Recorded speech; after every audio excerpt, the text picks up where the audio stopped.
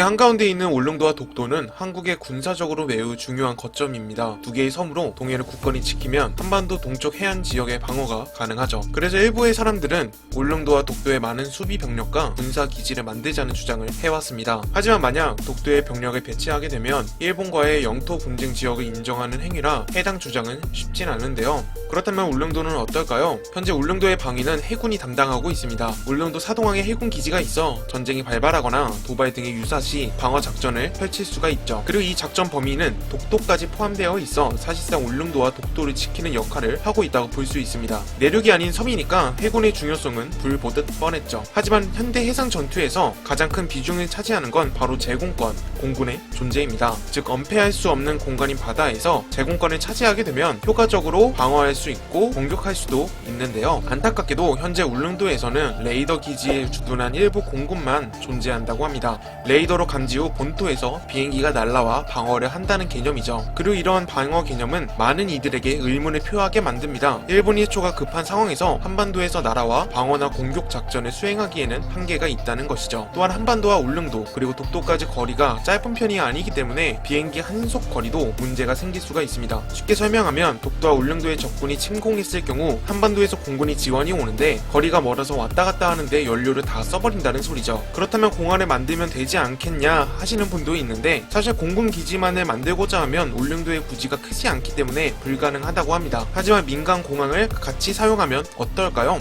바로 울릉도에 공항이 건설된다는 소식이 있습니다.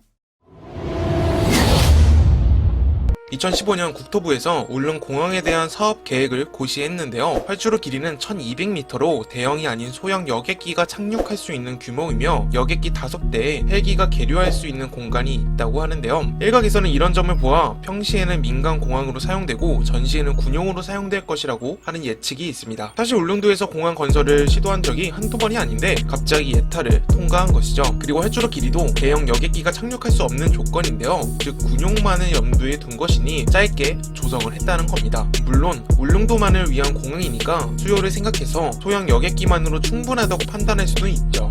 하지만 만약 전시에 군사 용도로 사용할 수 있다면 울릉공항은 사실상 동해의 불침 항모로 역할을 하게 될 것입니다. 동해와 접하고 있는 나라인 북한, 러시아, 일본, 한국 중 이만한 규모로 항공모함을 갖고 있는 나라는 없고 그 항공모함 동해 가운데 있는 섬이라고 생각하면 감히 동해에서의 해전은 생각하지 못할 겁니다. 공항으로 생각하면 작더라도 모함의 규모라고 생각하면 훌륭하니까요. 또한 울릉공항에서 출격한 공군들이 활약하고 있을 때 본토에서 항공 전력이나 보급을 공항으로 직접 받을 수 있으니 전투기 보수와 연료 보급은 지금보다 몇 배는 수월할 겁니다. 말 그대로 동해의 불침 항모가 되는 것이죠. 울릉공항은 2020년 11월에 실내 착공을 시작했습니다. 개항 예정월은 2025년 5월로 예상하고 있는데요. 과연 울릉공항이 개항하면 어떤 모습이 될지 또한 공군 전력을 일부라도 주둔을 할 수 있을지 세간의 관심이 집중되고 있습니다.